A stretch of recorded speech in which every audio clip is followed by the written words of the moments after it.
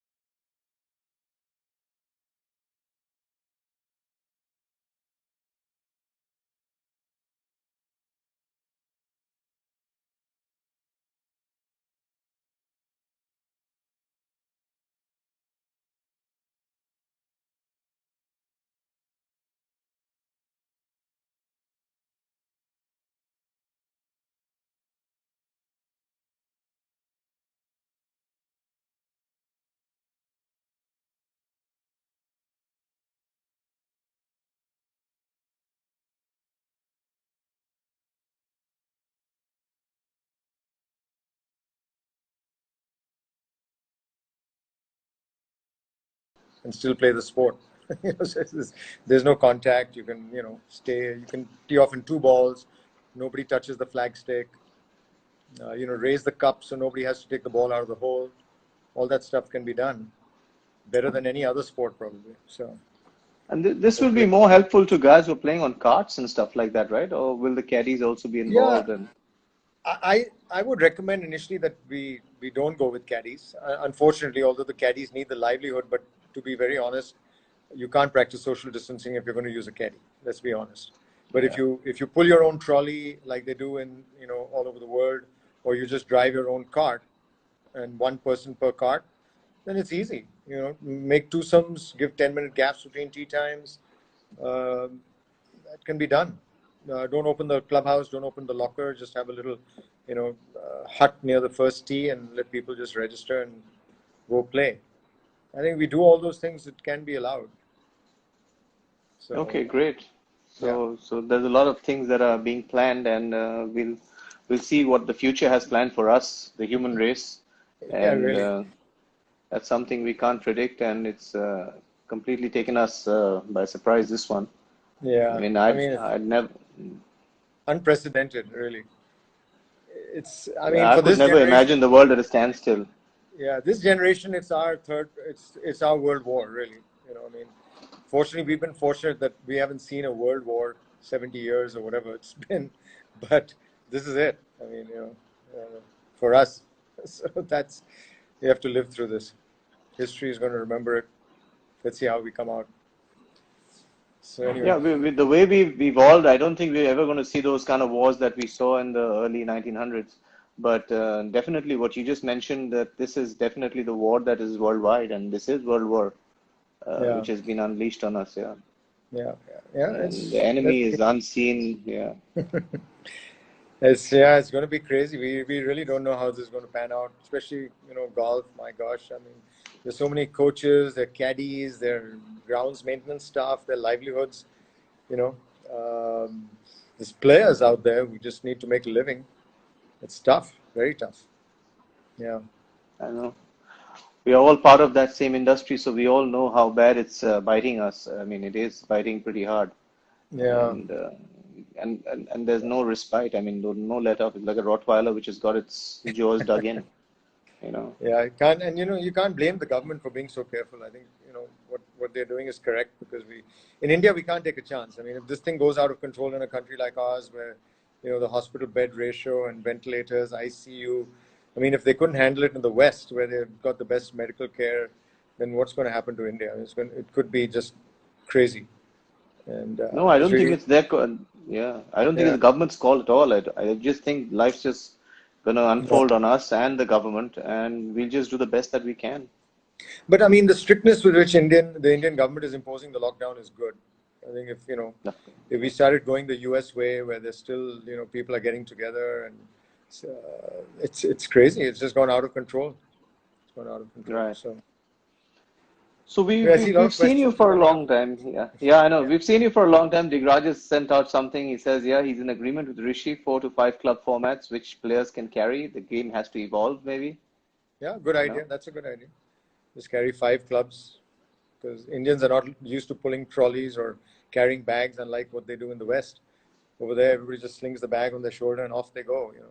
If you try to sling a bag on your shoulder and you're not used to it after 2 holes, you won't be able to swing the club.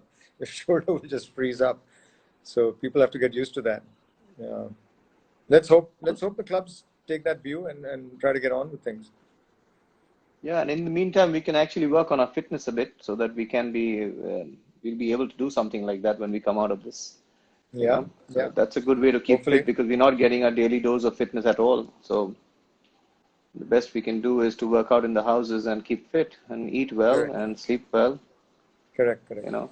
So Rishi, we've Yeah. seen you on the job all over the place, doing events, morning to night, Golf Digest editor-in-chief, big golfer, professional golfer, pro wins, college golfer. You worked in the States as well as a teaching pro. I mean, you've worked here with a lot of leading players who are now leading players who you helped out right in the beginning when you were teaching at the Delhi Golf Club. And so there's a lot of things to you, and we would like to first basically take a journey down memory lane and just get to know that little golfer, that little Rishi Narain, that young golfer who actually picked up those clubs and played some junior golf.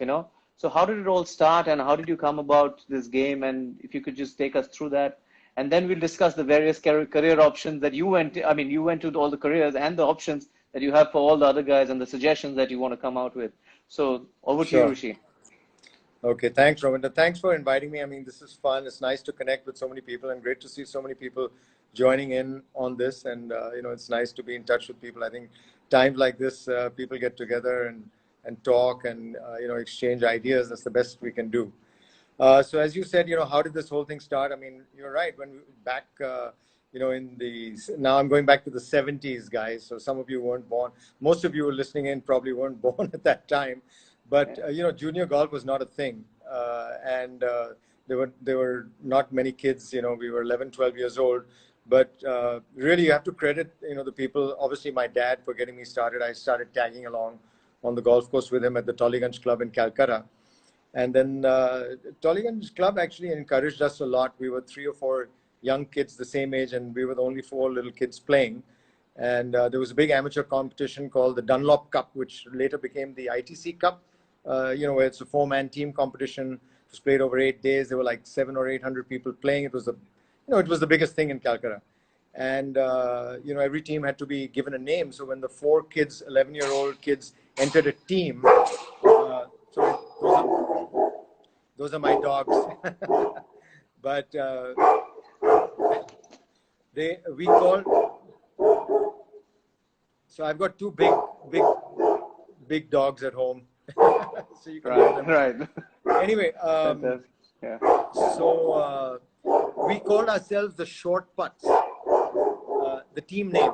and they gave us the best team name prize out of the 120 teams that were entered.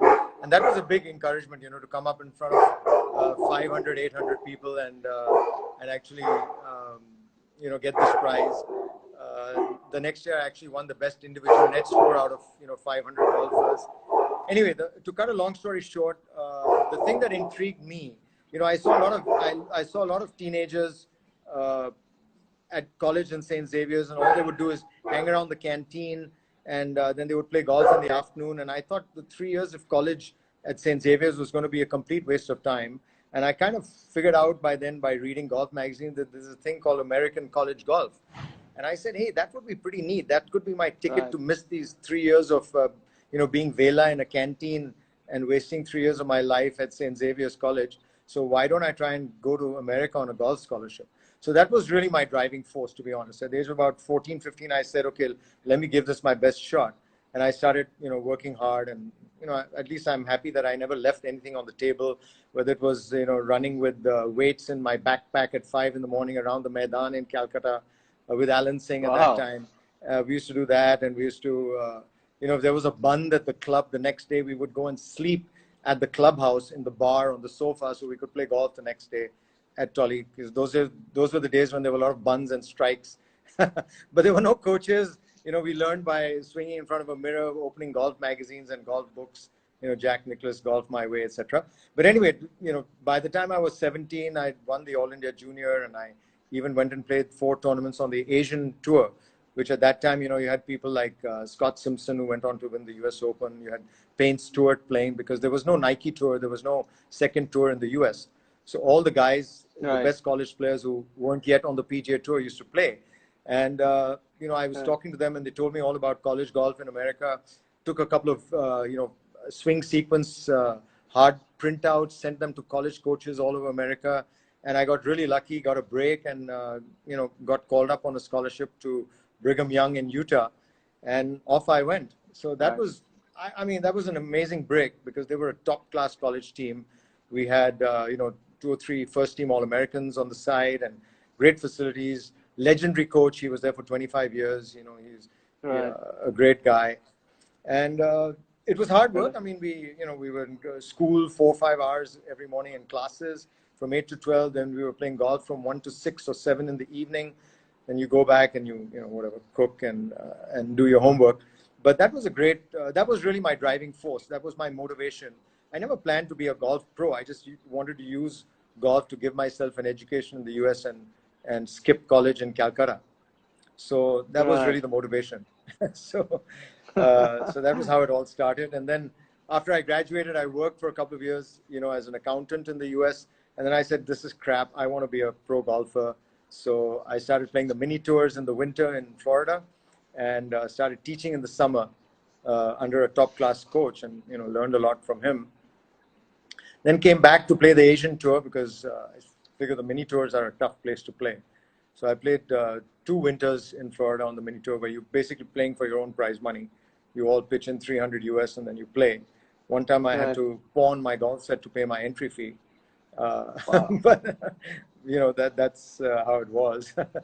And but that's a lot of pressure when you don't know when your next meal is coming from, and you paid 300 US in the pot. I'm talking about 1986 or 7, $300 entry fee, and then you're putting, and you figure if you make the putt, you can get your golf set back from the pawn shop, and things like that. And that's a lot of pressure, but it was fun. And then came back, but I injured my back after a couple of years playing in Asia and in India. Won a couple of tournaments.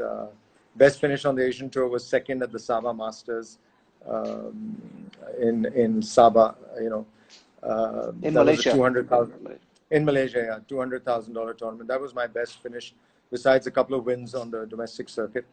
And then I injured my back, and I actually started teaching, and really enjoyed that.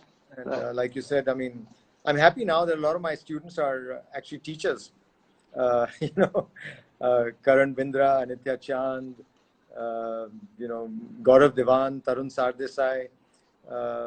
So it was a lot of fun. I really loved it. And then, got into organizing tournaments and things like that. Stopped coaching in about 90.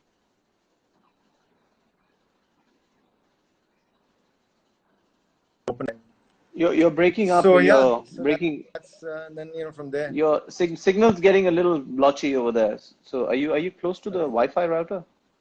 The I've actually switched to 4G because my Wi-Fi was acting erratically. Okay. So now I'm just All using. right. Is it okay now? Okay. Yeah, it's all right. Okay. In the middle, we lost you a little bit. Like little breakage coming in. Right. So Yeah. Yeah. yeah. Right. Okay. So that's okay. No problem. Don't worry. So They're having fun. yeah. Spending a lot of time with the dogs. They're happy. Yeah, that's That's good. yeah. So those are the stories, and it's been a pretty interesting journey. 20 years now. And my job is bringing money into the sport. Whether it's sponsorship for pro golf, amateur golf, junior golf, corporate golf, advertising and Golf Digest, so we can put a magazine out there. It's basically you have to be selling golf, and it's tough, but it's been fun. It's a good challenge. So Rishi, someone asked a question. Would you like to win a gold medal for India again on the senior circuit or play on the senior circuit? I mean, does it ever? Well, yeah, I mean that really the equivalent of that is we go and play the Asia Pacific seniors every year, right? It's a 4-man team Right. tournament. I played it 3 years ever since I became eligible, and that's really the one to win. I mean, I won the All India Senior in 2018, which was fun, getting back into the competitive aspect of the sport after a break of 25 years. Uh, but the standard at the Asia Pacific Senior is really high because you've got the Aussies, you've got the New Zealanders, Right. and you've got Yeah. Japan and Korea also playing. And so those 4 teams are really strong. India can finish 5th if we play decently, but to try and win that individual title, I mean, I'd love to do that. Love to do that. Yeah, and if you work hard at it, I've seen you that you just revived your golf again from nowhere because you became very busy in the middle and suddenly you came up with the seniors championship. And I'm like, okay, this guy's back again. He wasn't playing for so long and suddenly he's shooting Yeah. some great scores. And so you can obviously do it. Yeah, of course, sure. It requires a lot of time and effort. I think these guys are really good. They're shooting par or better every day. So you have to get into But that mode. But what you've done, Rishi, really in the past is you've created this great team to market your systems and your golf, and you've got some great management guys over there, and I think they'll manage, and you can go play golf. I think that was the idea, wasn't it? That was the idea, but I think Corona has uprooted that idea. I don't think we can take it so smoothly anymore. We're going to have to go back to square one, I think. Right, right. Right. So good. That's great to know. I think a lot of guys over here will also, if you could share some of your experiences with career planning and what people should do, young players should do. Not everybody makes it on the pro tour, but how should they go about it? Juniors always looking for advice. There are lots of amateurs and young pros over here also who are looking in and viewing our conversation, and it would really help them to actually get some of this advice from you because you've got the experience. You know exactly, and you've gone through it. So you know exactly what the grind is. You know exactly how it took you and where you passed and where you failed. So I think you'd be the best judge of that. Well, golf is a great sport in the sense there's a complete industry behind it. I don't think, sports like badminton or athletics or wrestling can provide the kind of industry that backs the whole sport, because we've got the golf course industry. And there are a lot of career opportunities as a fallback to people who, for some reason or the other don't make it on tour. I mean, I was lucky that I completed my education, and I would like to stress the importance of that to get a good education so that you have a fallback because, as you said, Romit, even the best of talent and best of hard work, golf is a very cruel sport and there's no guarantees that you're going to make it. And any little injury or something weird can just throw your career into a tailspin. And so you have to have, a backup plan. And your education is the best backup for that because there's a lot of opportunities. I mean, if you just go from the most obvious one is the teaching route, right? Which a lot of people have taken, like yourself and so many others. So teaching, club fitting, fitness training, golf psychology, golf physiotherapy. That's one whole discipline, right? Which Right. today can provide plenty of jobs. I mean, there's a lot of opportunity there for good people, and you know, even though we may say that there are 400 guys who are registered,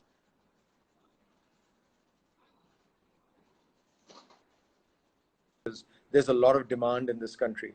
And if you really study and you're dedicated, you know, I think you can make a pretty good living as a coach who also understands the technical aspects and the technology aspects of golf. Now, golf has gone so high tech, and as well as you understand the physio part of it, the club fitting part of it. You know, there's so much to know, and there's a lot of career options in that route. Then you move into the whole other route, which is golf course management. So you can get into golf course operations, you can get into membership sales, you can get into membership Right. relations, where you look after members. You can get into uh, even golf real estate sales, where you're selling real estate around the golf course to the, to people who come to the club. You can, I mean, if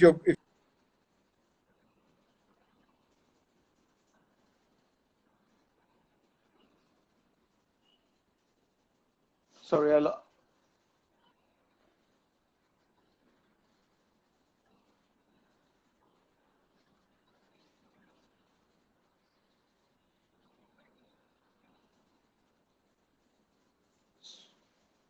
sorry, I've got you. Yeah, there's a connection issue. So yeah, there's a connection. Yeah, we can't get you clear. It's kind of blotchy again. Yeah, now it's okay.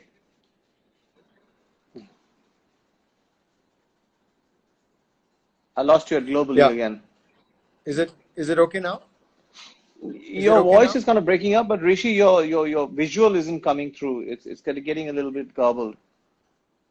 So Um, I think it's a let me see. signal issue. You're right. Yeah. Yeah, let me see if I can. It's okay now. I think we can hear Is you it okay again. now? Yeah, that's okay. Okay, Yeah, okay. Yeah, usually yeah, this is a good spot, to for my yeah, connection, but but these days, yeah. So as I was saying, there's that whole aspect in terms of golf course operations and yeah. pro shop management. Golf retail sales. There's money in that industry. Then if you are a little bit connected to the agronomy side, golf course superintendents and maintenance is a huge area which you can study. It's a very, very deep subject, very technical, and good golf course superintendents can get a job anywhere in the world. And the best golf course superintendents get paid 200, 300, 400,000 US dollars as salaries. Wow. So, and people, you're very well respected today as a golf course superintendent, and you can really become an expert, and you can get a job anywhere in the world. That's the nice part. If you make a name for yourself in India, and you're, today with the way the internet is, you can join different associations. You can network with people. I mean, we've got people in India who, came in from the Caribbean, right? Their previous job was in the Right, Caribbean, and right. they've landed in India, and so on. So there's no reason why a youngster today who really takes up golf course maintenance as a deep subject, studies it, practices it, learns from the experienced guys. And let me tell you, the Golf Course Superintendents and Managers Association of India, the GCSMAI, they're a very well close knit group, and everybody's willing to share information. They Yeah, share knowledge. we had Vijit here the other day. They're pretty good. Yeah. Correct, correct. So you can pick up a lot from the veterans. You can study. You can pick up a lot probably from international veterans. There's so much information out there, and that would be a very interesting career, I think, for somebody who loved golf and who loved to be around golf courses, love to be outdoors, and work with the hands, because you have to be hands on. It's not a job where you sit in your office. The best course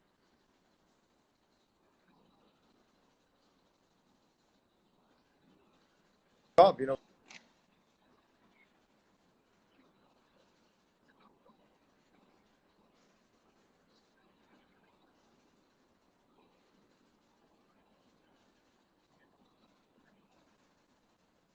Right.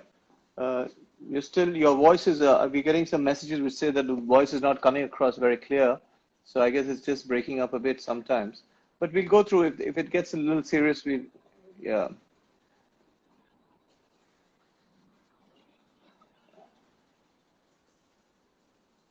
Can you hear me?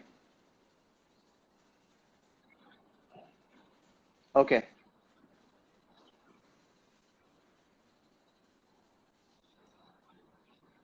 Yeah, that'll be good. That'll be good.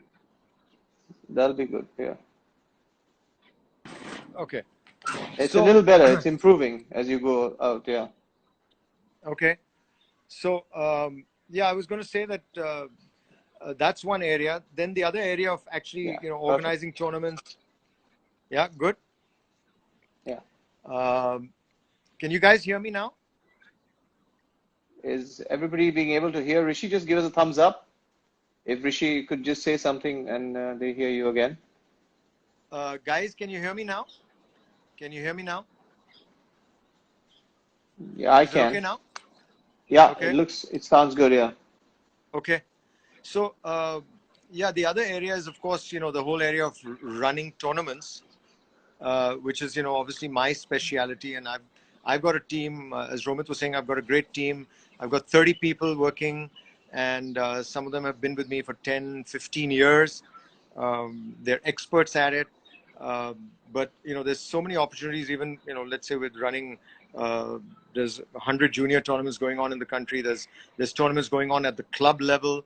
Uh, some of the big clubs are getting more and more, organized in terms of organizing their own golf leagues. Um, so there's demand for people who want to become good referees and learn how to run tournaments really well and professionally. Right. That's another Right. whole area. And then the new area that's opening up is technology in golf. I mean, there's so much technology. There's companies that are building so many apps, whether it's tea time booking apps, there's swing coaching apps, there's statistics apps, there's GPS trackers. There's so many things. And if you're tech savvy and you have an interest in that kind of stuff and you enjoy golf and you understand golf, you might be able to work for one of those technology companies. And then there's golf. I mean, I don't want to downplay golf writing, golf publishing, blogging, photography. Golf photography is a specialization. We don't have a single, I can't say that we have a single specialized golf photographer in India who knows how to take the kind of photographs that are required from tournaments and of golf courses to help the golf courses sell themselves. I mean, if you look at the photography in magazines like Golf Digest and others, right, uh, the photographs are fabulous. And these guys are professional people who just go around taking photographs of golf courses, and they have the right lenses, they understand the lighting, they understand the angles, and they can make a golf course sell. And good photography, golf courses are willing to pay good money for good photography. And even at tournaments, uh, there's nobody who really knows how to take pictures like a Dave Cannon of Getty Images. That guy probably became a Wow. multi-millionaire just taking Yeah. golf photographs. Dave Cannon, and there's a bunch of guys like that. So that if you're a photography buff and you love golf, you could become a golf photographer and you can go all over the world and you can sell your pictures. Make good Yeah. money. So there's golf is a very, very unique sport in the kind of industry that you can get into if you can't make it as a tour player. And that's one of the reasons why I think parents can encourage their kids to be into golf, because there's a whole bunch of other things that you can do even if you can't make a living as a tour player. And all the things that you mentioned actually is, as you also said, that it was transferable, worldwide. That Yeah, means you're not restricted to one place. You can actually travel with it and go anywhere you feel like. absolutely, absolutely. Yeah, even being a good golf referee, the Indian referees are refereeing at tournaments overseas, and you could get picked up by a tour and go and referee on a tour somewhere. Fabulous. I mean, like, yeah, you can go anywhere in the world, whether you're a superintendent or then there's golf travel. Let me not forget about golf travel. Golf travel is a multi-billion dollar industry. You could get into that industry, and try to sell golf tours to people from India going overseas, or people from overseas wanting to come to India, whatever. You could take people to Thailand. There's so much out there, actually. So I believe you have a company also which deals in golf tourism, if I'm not wrong. And Yeah. you guys do a lot of tours. And tell us something about that. How people can actually, what is it that brings people here, and how do people go there, and how do they do it individually in a group? How does it go about? Yeah, so golf travel is a multi-billion dollar industry. They estimate of obviously there's some 50, 60 million active golfers in the world, and they estimate 10 percent of them take a golf holiday. Now you're talking about 5 million people traveling. So it's a massive industry. Basically, the way golf tour operators function is people send them inquiries that there's, we are 8 of us, we want to go on a trip, let's say in the month of September, can you suggest a couple of destinations? So you look at the weather, and if you know your stuff, then you say, okay, these are 3 destinations that would be great to go and play in September. Obviously, you want to avoid, places that are going to be bombarded by the monsoon or by the weather's too hot. Like you can't send them to the Middle East in August, September, they'll die. But if you know your stuff, there's so many destinations. You put a package together, you connect with a golf operator in the foreign country, or you make your contacts with the hotel operators and golf courses directly.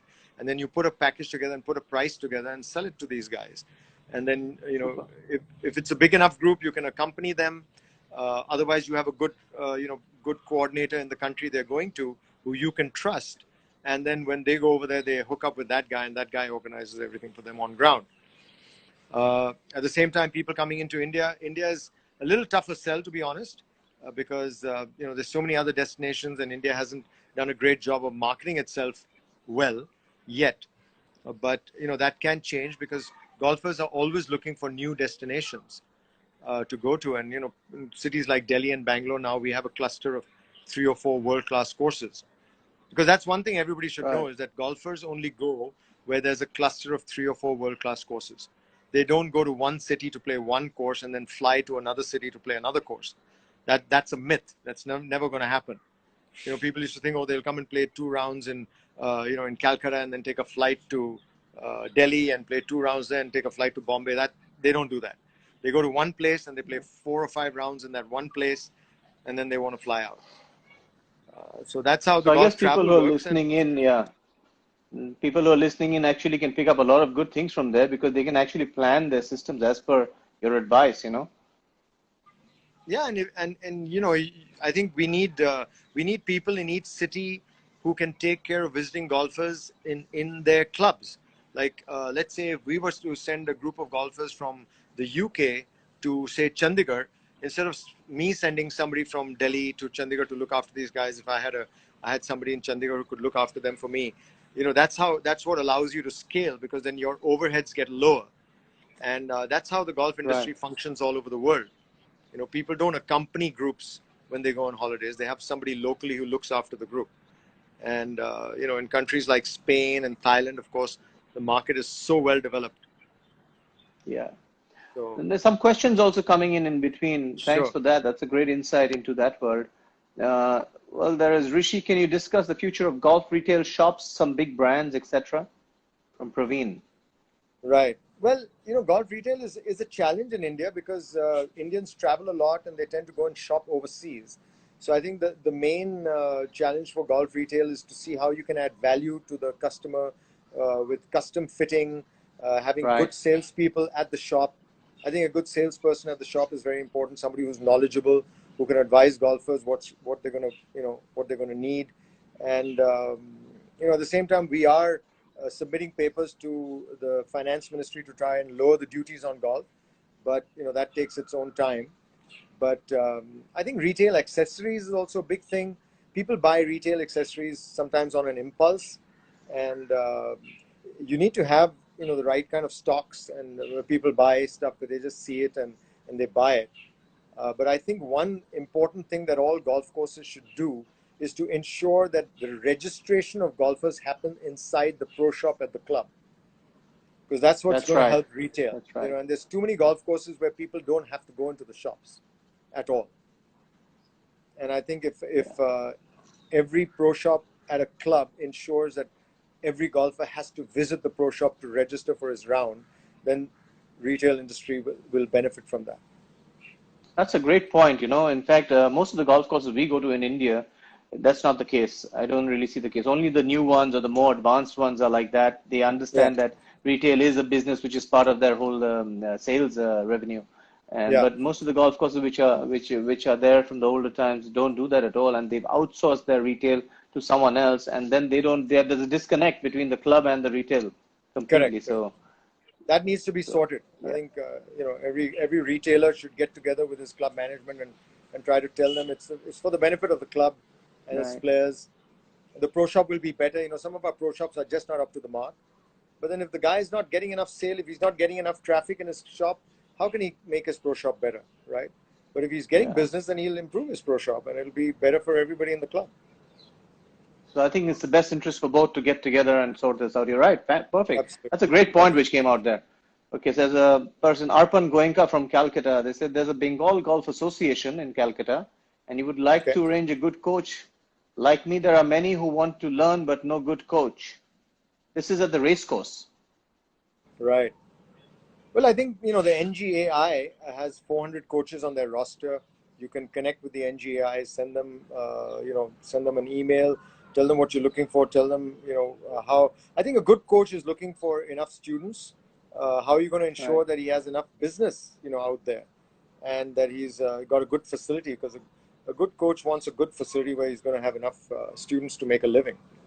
So, I think that's Right. what's That's a required. great point. Yeah. Yeah, because the So, coaches, like, if I was going to go somewhere, I would look for a facility which is also offering me the kind of infrastructure that will help me teach better, correct. So, or to a if certain the standard. Yeah.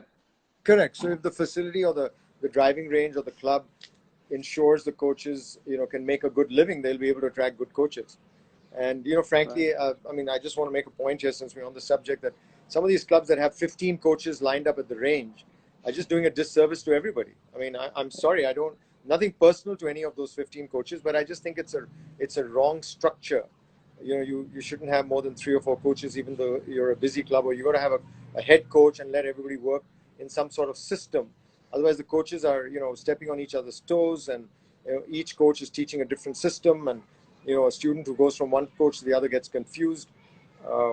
And if there are 15 coaches coaching at your club, then none of them can make a good living because they're all cannibalizing on each other's income, and so they won't invest in their own improvement. So I think that's something which is a self-defeating thing if you have 15 coaches teaching at your club.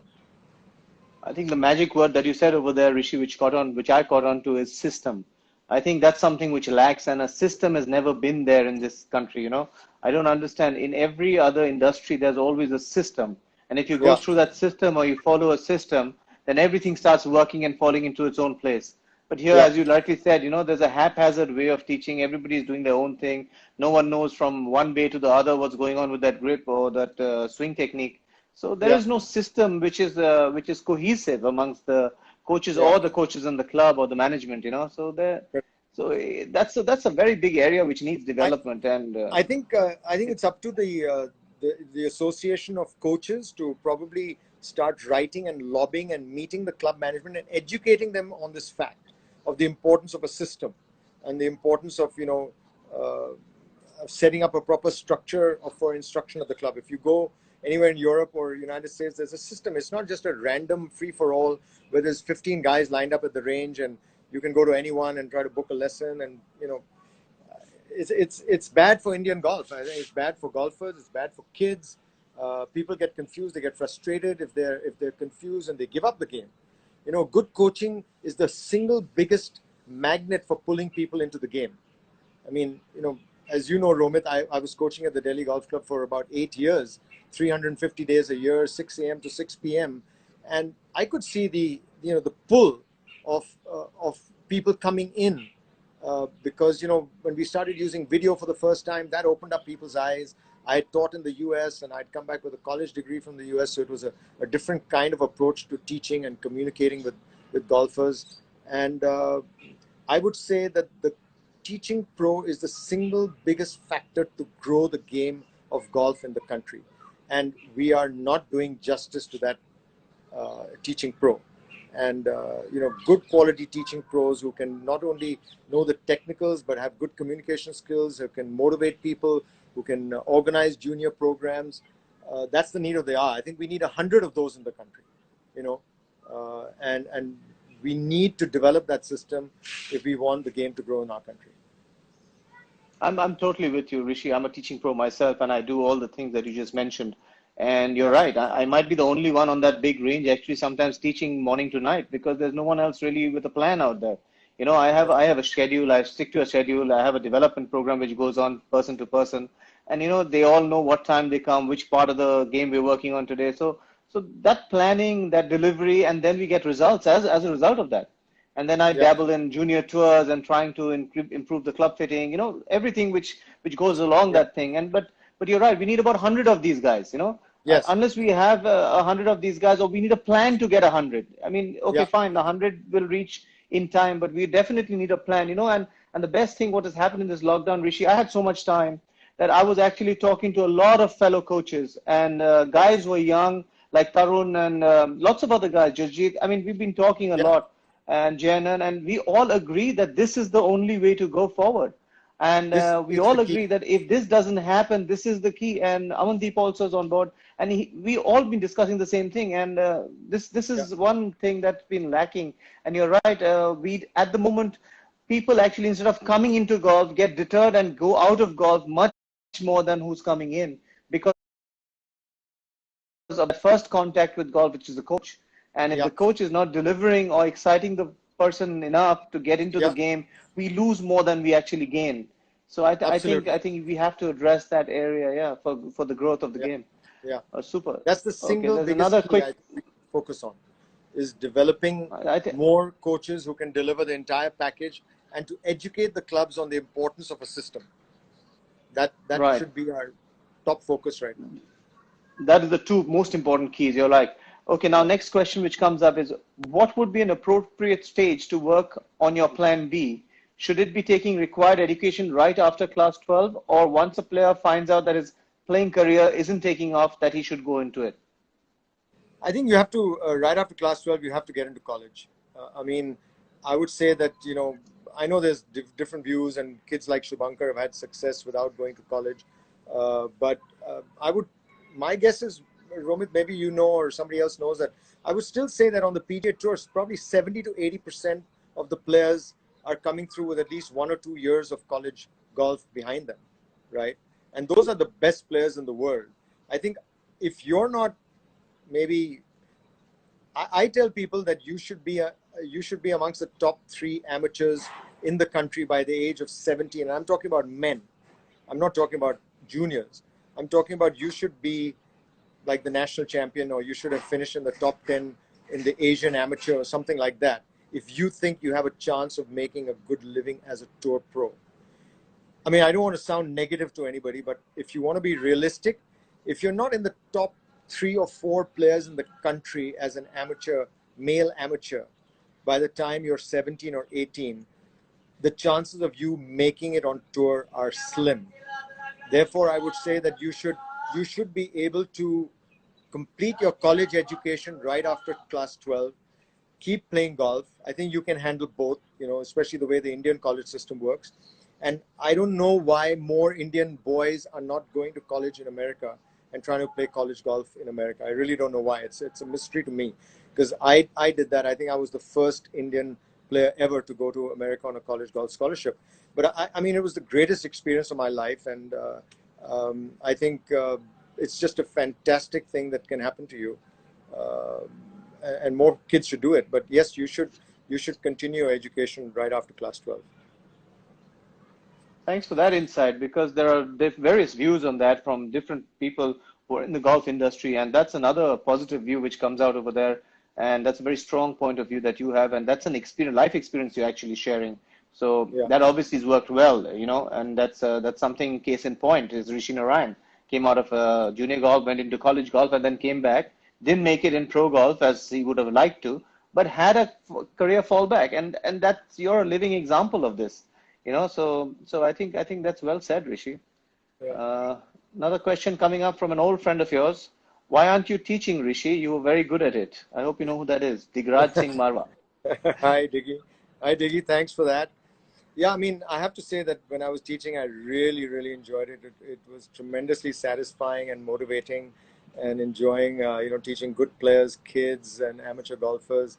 It was a great time of life. I think it lasted a 7 or 8 years, from probably around 1990 to 1998. I was teaching a lot at that time. Um, it's really, I got so involved with organizing tournaments, and then I think if you're a coach, you have to be very dedicated to your students. You can't tell your coach, well, I can't do today's lesson because I've got to go to a meeting with a sponsor. And so when, in 98, 99 was when I made the transition. I was trying to juggle both things while I was working with IMG. I would leave office at 5 o'clock and reach Delhi Golf Club by about 5:30 and try to teach from 5:30 to 8:30 in the evening. And then I found it was just getting too much. And, I think if you want to be a coach in this day and age, you have to be totally dedicated to your students. And coaching has become more and more specialized now. The kind of knowledge and the kind of technology that you need to understand. Otherwise, you can't do justice to your students. So I agree with you, Rishi. You're absolutely unless I right can be a there. full-time coach, I don't want to attempt it again. Okay. So Arpan Goenka is coming back with that previous question we answered about the Bengal, the poor pro in Bengal. But now traveling will be difficult. It won't be as usual after Corona. People will try to avoid traveling. So yeah, you're right. So I guess what Rishi I think is touched on. the strategy is going to be to try and promote more domestic travel. I mean, this is a great opportunity for all the domestic, courses. Try to promote themselves, try to become more tourist friendly. I think golfers will want to travel, play other courses. We have so many good courses. You can go to Pune and play Oxford, and Ambi Valley is reopening now, and the Pune Golf Club is redeveloped. It's super. So you got 3 good Yeah, tracks it's there. fantastic. You've got Bangalore, which has got KGA, Golfshire, Eagleton, Zion Hills, Clover Greens, 5 courses there. You got BGC in the middle of the city if you want an experience of a kind of a different kind of golf from a 100-year-old golf course. And of course you got the NCR, which has got so many great courses. So, and then there's hills. I mean, I can't mention all. Don't feel bad if I haven't mentioned your particular course, but there's so many nice courses all over the country. I think that's an opportunity for people here to do domestic golf tours. Right, right. Okay, another quick one, important one maybe. Don't want to sound all apocalyptic, but water scarcity is growing, as you know. And do you imagine a sport like golf dying out in a decade? I think it's a great point, and luckily the golf industry is already making great strides with rainwater harvesting, sewage treated water being used on the golf courses, and I don't think that's being communicated well enough by the golf industry to the Ministry of Environment and to the public at large. But most golf courses in the cities are all using sewage treated water. Some of them are not 100% on STP at the moment, but they should be getting there. And the golf industry should be lobbying with the environmental ministry to recognize golf as a leader in rainwater harvesting and recycling of water. So that way, golf can even become a water positive sport, where we're putting more water back into the ground than we're actually taking out from underground. Right, So right. that can save golf. Super. So that answers his next question, which was, do you see any signs of it in policy making? So right there, you have your answer right there. Yeah. I think there's a lot more lobbying to be done with the environmental ministry on that. Right. So the next question is, well, what do you think the lack of what I think what lacks in India is a structure which a parent confidently can look at centrally and put their child with the confidence to see through right up to the stage of golf as a career. Oh, that's a good point. I mean, you hear about these kind of structures in countries like Sweden and the US, etc. In the UK has developed a fabulous junior program in the last 10 years, which is why you see an upsurge of British golfers suddenly on the world scene. And I think, it's happening in bits and pieces. But, I mean, I would say that junior golf has come a long way in the last 10, 15 years. And of course, don't even talk about what it was in my time. There was one junior tournament in the year, literally one tournament, the All India Junior. That was the only junior tournament that happened in the entire year. But I think there are individual coaches trying to do their bits. There are different clubs who are trying to do the bit. But I think you're right. And I think that's something that people in charge have to put in place, a better structure so that parents can get better guidance. I mean, Romit, obviously you and so many other coaches who are tuned in here. Oops, did I disconnect there for a moment? No, it's okay. You're back. You're back. Okay. So definitely, I think there needs to be a central sort of a guidance system with regional hubs and programs in each club that feed into the central structure of how do we go from sub-junior to junior and on to pro golf, etc. Definitely, that's required for sure. Yeah, I think more information regarding all this should be available because I think every parent's just looking and blindly looking here and there because Yeah, obviously there's no centralized, as you mentioned, a centralized system which actually disseminates information to them. correct. So I think we'll work on something like that, Rishi. I think we're already working. As I said, these discussions in the last month have been very fruitful, Yeah, and we were definitely coming together on a lot of little details that we thought that were getting taken care of, but it wasn't. With also the situation of the national body going into a different tiz. And so there's been a big void in the last few years, which has been there. So I think we need to step true. up and kind of fill that up. Yeah. Absolutely, absolutely. So There's a lot to be done. There's a lot to be done on that front. yeah. So there's a guy who's asking you, the same guy from Calcutta, saying if you could mention about Bengal Golf Association and they need a coach. So you're an editor, so please mention about it. So, Sure, sure, I will. so, I will. Write so, to the so NGAI. I mean, they've got 400 members. I'm sure they can yeah, find you a coach. yeah. Bunty Mishra, old-time senior golfer, is also asking from Lucknow. I don't know if you remember Bunty. I What's remember the Bunty. possibility? What's the possibility of a senior tour in India, pro as well as amateur? I think the amateur you've already taken care of, Rishi. I think he Yeah, doesn't know that. Bunty, if you don't know, then 2019 was when we started the AVT Champions Tour. And it's been a lot of fun, a lot of success. We had 4 tournaments already, and we've got the next 4 lined up. There was supposed to be one on at the end of March at ITC Classic in Delhi. But there's 4 tournaments confirmed this year. Hopefully, we can hold them all in rapid succession towards the end of the year. So we're getting 100 players. About 80 people travel for those tournaments from outside the cities. One in Delhi, one in Bangalore, one in Calcutta, and one in either probably at Oxford. It's a great tour, and then we have the All India. So there's 5 tournaments, and then there are other tournaments you can play in the Middle East and in Southeast Asia if you really want to continue that. So please just find AVT Champions Tour online, and you can get hooked up into that and enter. Perfect. I think that's great. I think that's a great way for people who played competitive golf to look forward to something which is in the senior realm. So Monica Chabra comes up with the next question. Do you think schools in our country doesn't play a major role in promoting golf? Yeah, I think there's a lot more that can be done in schools. We need to have a very well-recognized national inter-school program. And I think more importantly, schools need to recognize golfers who are going to represent the school, as talented athletes and maybe give them preferential admission.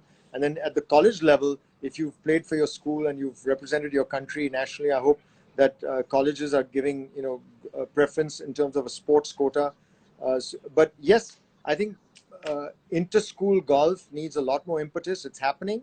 There are people obviously doing inter-school tournaments, particularly in North India and maybe in Bangalore, but it needs to become more widespread, definitely. And I think the local clubs need to promote that in their own, associations, the regions. And now that state golf associations are getting formed, hopefully every state golf association can organize their own state inter-school tournament. And then we can have a like national school.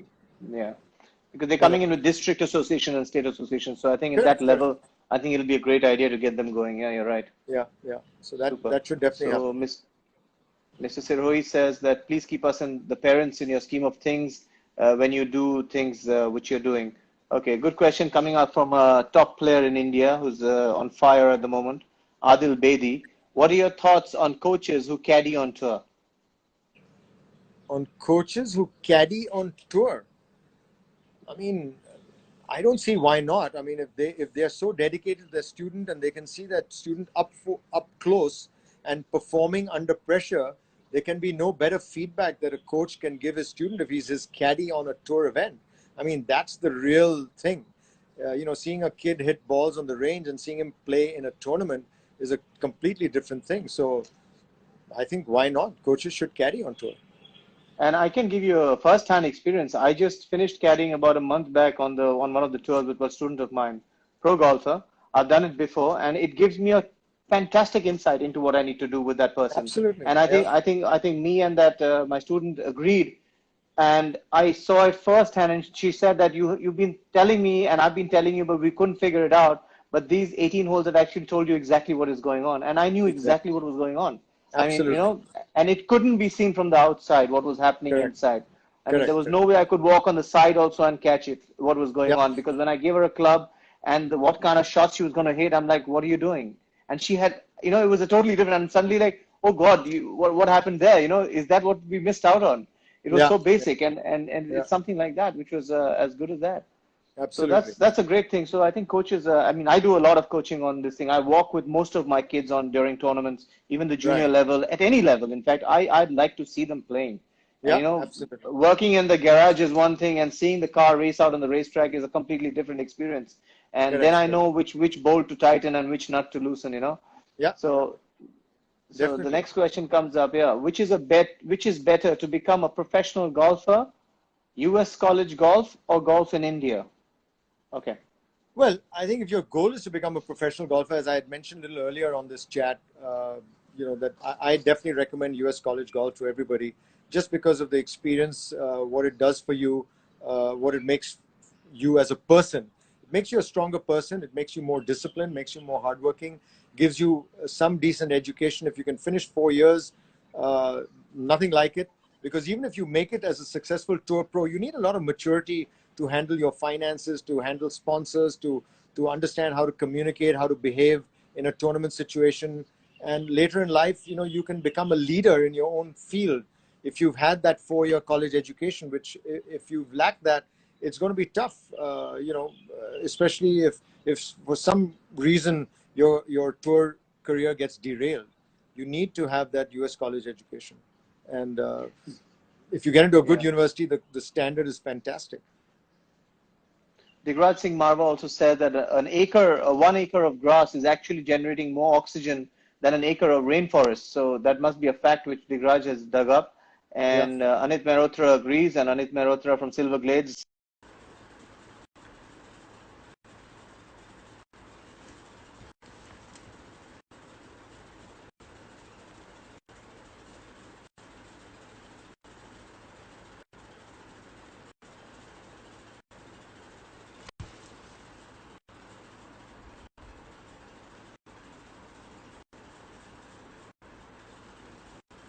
I'm just calling you in, Rishi. 1 second. I'm just looking for where you are. We get cut off. Oh, there you go, Rishi Narain.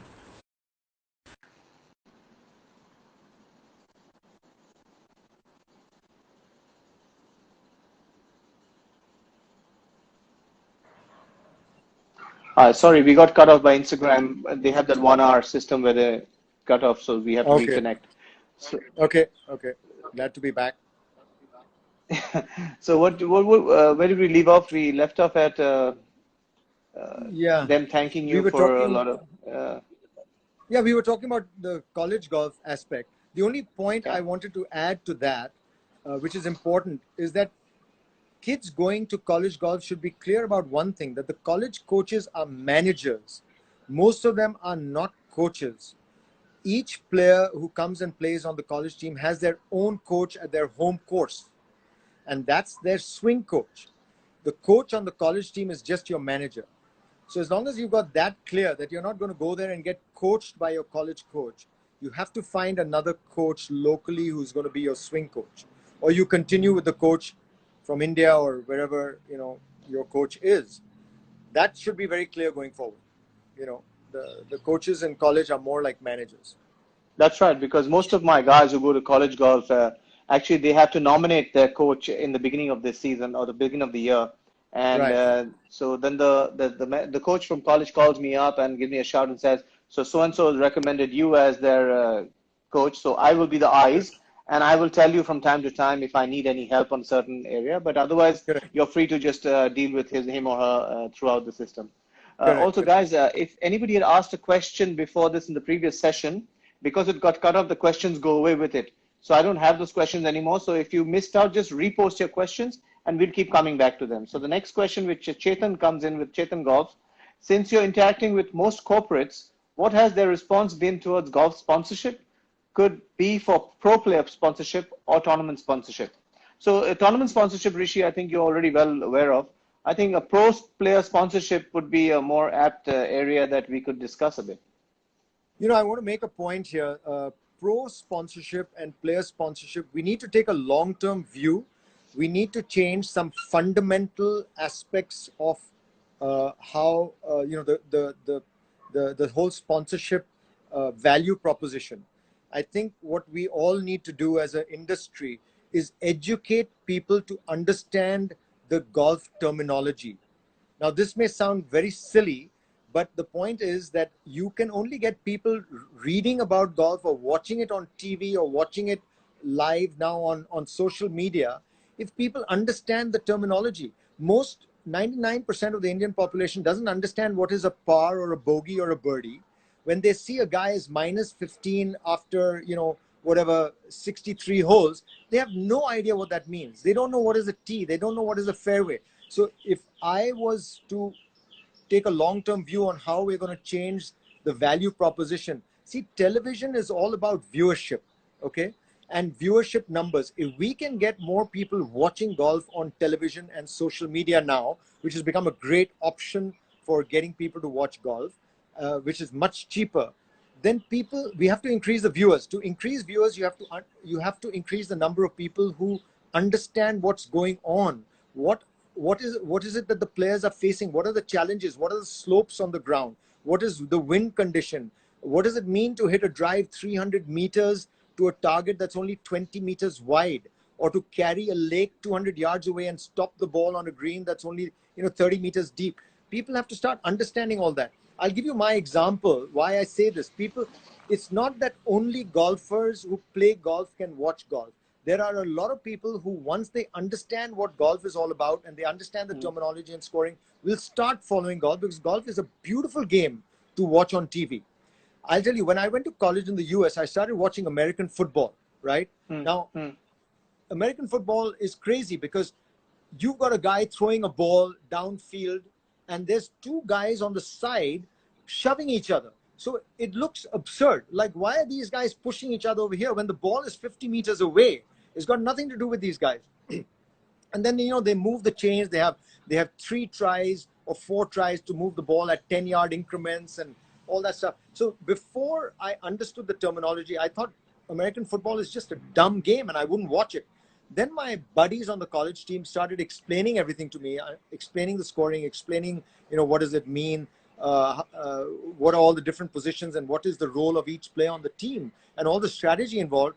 And then I said, oh my God, this is amazing. This is really interesting. And I started watching American football like everybody else. And I can still watch an American football game and I just love it because it is so interesting, but only because I understand what's going on. It's like if you start asking Americans to watch cricket, they'll not watch it because they don't know what the shit is going on. Pardon my English, but if we can educate people on terminology of golf, we can start explaining to people. Let's use all these webinars and social media programs to explain what is a birdie, what is a par, what is a fairway, what is 6 under par mean, what does minus 15 mean, all that stuff. People will start understanding golf, and then they'll start telling people at cocktail parties, hey, let me explain to you what is a golf handicap and what does a fairway mean, and what this guy has done and shooting 23 under par. I'll explain to you, because people would love to show off at cocktail parties that they understand how to talk golf. And then once people start understanding golf, they will start watching it, following it. They will read the report in the newspapers. They'll read the report on social media. And then you will find the following for golf going up. And once TV channels find out that there are more people watching the sport, they will start showing golf on TV. And that's how sponsorship will come through. It may take a few years, but if we start that action today, in 5 years, the dynamic of sponsorship for golf in India can change. We have to take a long-term view on this. It's not going to change overnight. Right now we're just relying on donations and generosity of a few corporates who love the game to sponsor golf.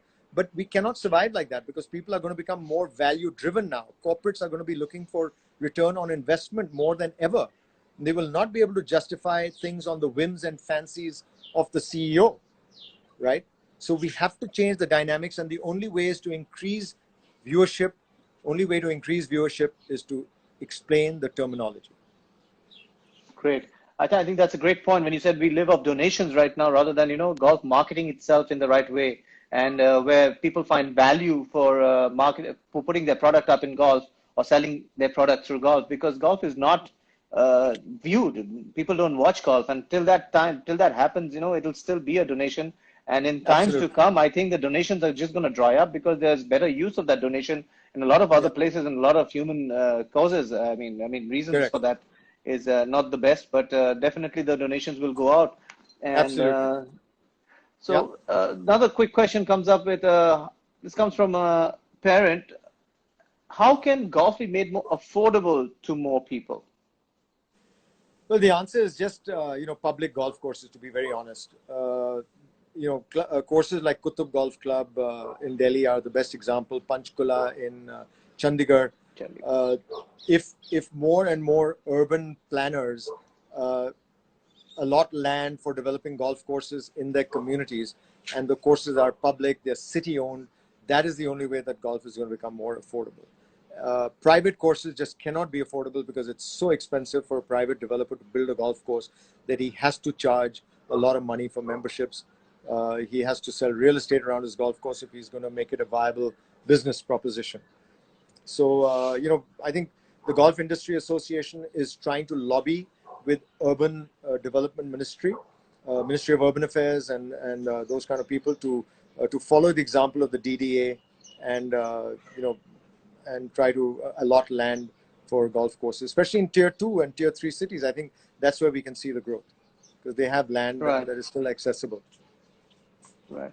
Also, if you can touch upon, it's not only the golf courses, but we have equipment which is far much more expensive than the States, or Yeah. we have golf teaching maybe also, which is high, or tournament fees, that people have to go up with. But I think this is all due to the lack of numbers, because Yeah.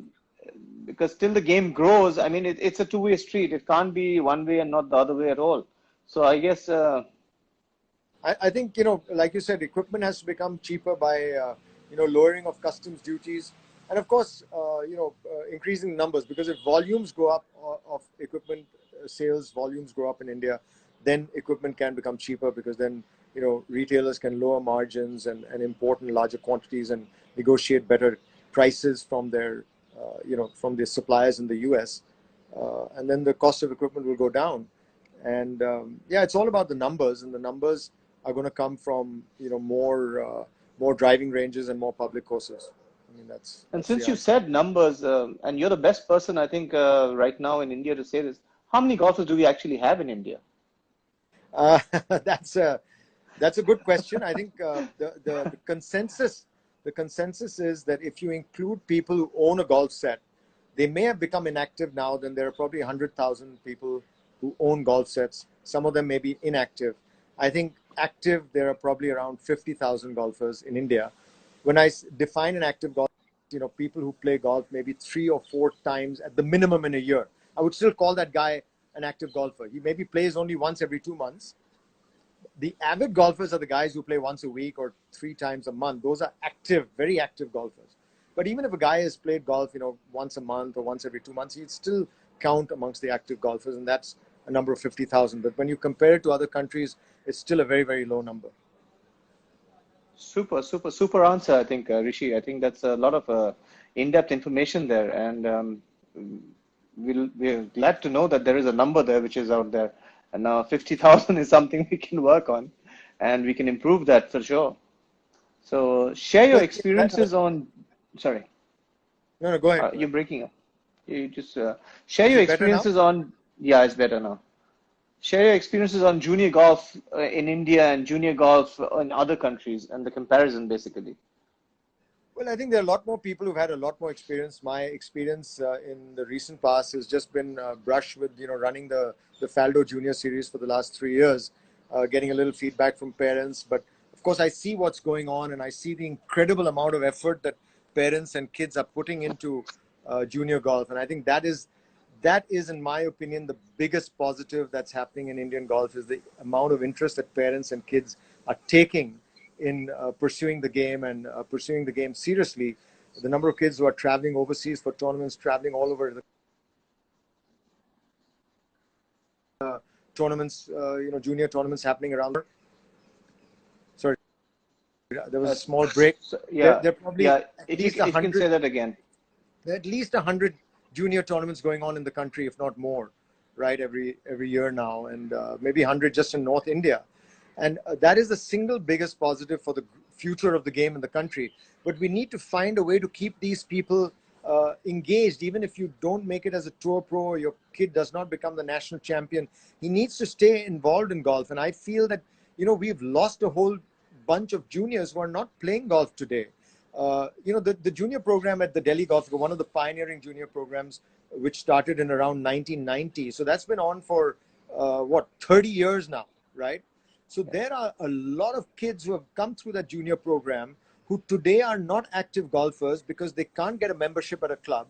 You know, when you're in your late 20s or early 30s, you probably can't get a membership at a club, and you can't afford to become a member at a new private course like JP or DLF or ITC because those are expensive, right? Or even in Bangalore, the courses are expensive to become members. So we are missing a whole lot of juniors.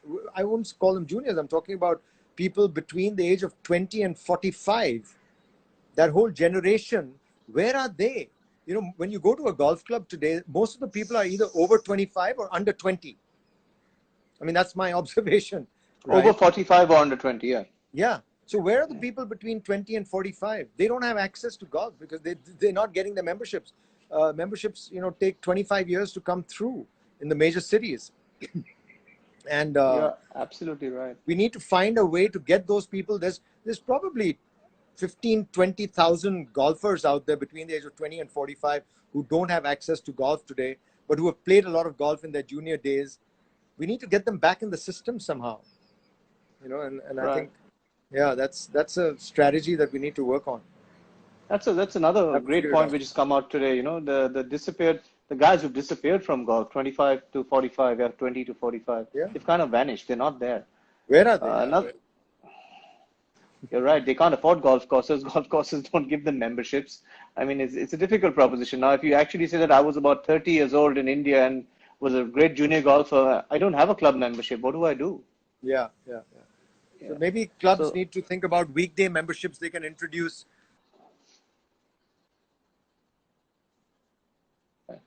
Another quick question. Midweek. Yeah. Sorry.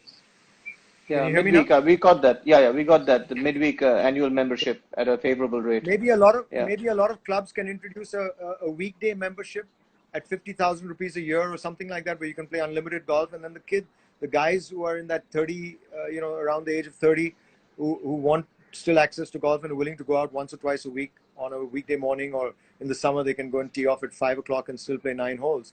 Maybe that's the way we can get them back. Right. I see a comment by Anit about you know, we need more pay and play facilities. So Anit, that's absolutely right, and that's something that we said a little earlier, is that public courses are the only way to get more people into the game. Right. Another quick question. Present dispensation doesn't appear to be favorable for government taking golf seriously. Do you think something radically needs to change in management of golf in India? I think the different golf authority bodies need to work a lot more on lobbying with the government. And as I mentioned earlier, the Golf Industry Association has actually you know, hired a company to professionally lobby with ministries to get certain changes recognized within ministries, which will change the attitude towards golf.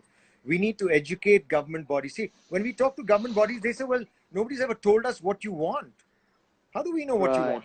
So every industry association, whether it's the Rubber Manufacturers Association or the Tea Planters Association, they all lobby with government, and they all lobby through industry associations like CII or ASSOCHAM.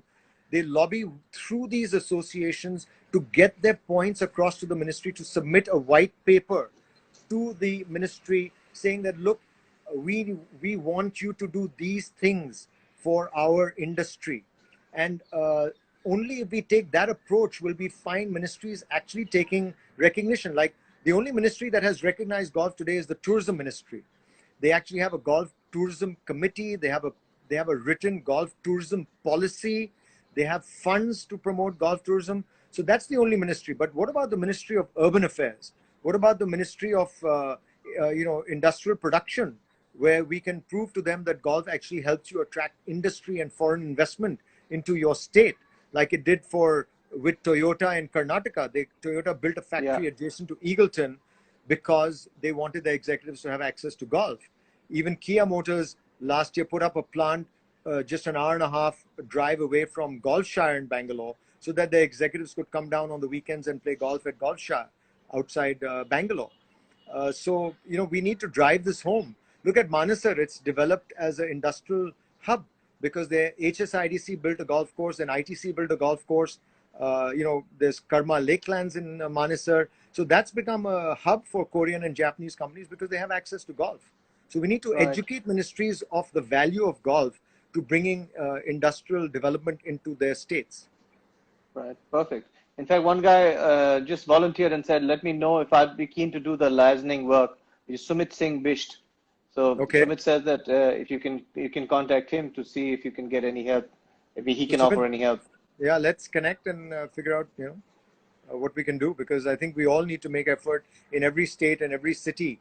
People need to make efforts in that regard, because there's been nobody until recently who's been charged with that responsibility. Now the GIA, the Golf Industry Association, has recognized that gap in the market and, is taking that step to lobby with ministries. Yeah, I believe GIA has now prepared a paper to start discussing with the concerned ministries. Anit Absolutely. Mehrotra, also part of your industry, GIA, has just Absolutely. mentioned. Correct. Monica comes up with, just for fun, do you think a sports minister is an avid golfer? Then there is a scope of improving golf in India. If the sports Well, there's minister no is an doubt. avid golfer. There's no doubt if the sportsman,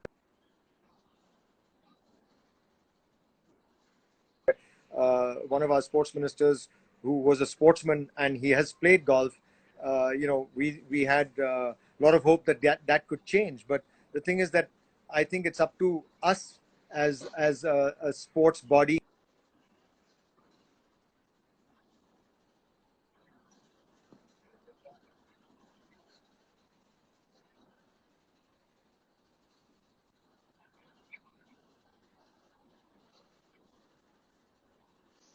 Right. So fantastic, Rishi. I think you've kind of set.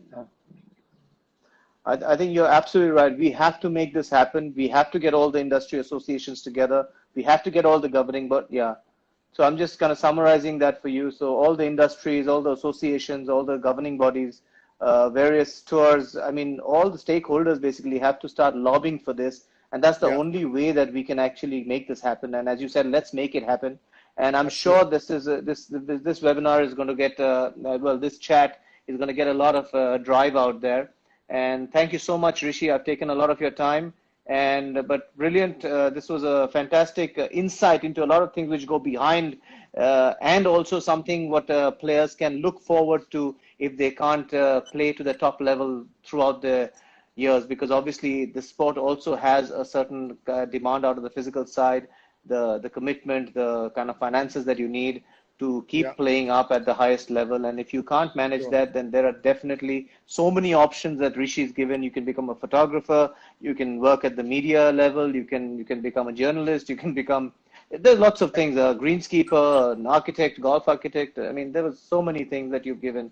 Thank you so much. Absolutely. And It's been a thank you pleasure. so much. Thank you. And in these troubled times, I'm going to reach out through you, Rishi, and all your viewers and my viewers, that in these troubled times, the guys behind the scenes are obviously having a tough time, and not everybody is as affluent or as lucky to have what we have. But please go out and help them, even if you don't know them. If you can get their phone number, call the club, make a donation, give them some help financially, or if you can give them anything else which will help them through this tough time. A lot of people are looking for rent, which they have to pay, and not everybody is waiving off rent. So they have to Yeah, still pay their rent, and they haven't earned for a month, and it's going to be tough on them as the days go by. yeah, And things are not going to open up until the government actually opens up golf courses. For me, those guys are going to be tough on rent, those landlords for them, because these guys don't own houses. They stay in, rented accommodation. So help them out. They need to feed their family. They need to keep the shelter on their head. So I'm just looking out for all you guys to just reach out and help. Thank you so much for being here. And Rishi, thanks again. And we're running these discussions thanks. 5 o'clock, 7 o'clock every Thank you. evening. So guys, tune in. Rishi, there's lots more coming. So be there and join us for a lot of things. We've got Shiv Kapoor Yeah. coming in tomorrow as well, and Brandon this evening. Fabulous. Great. So Degraj is also coming in. So there are lots of great things coming up. So I'm going to keep on posting on my Instagram, and hope to see you guys there again. See you guys. Thank you. Thank you, Rishi. Thanks, Thank you again. everybody. Thank you. Thank you. Enjoyed it. Thanks. Bye bye.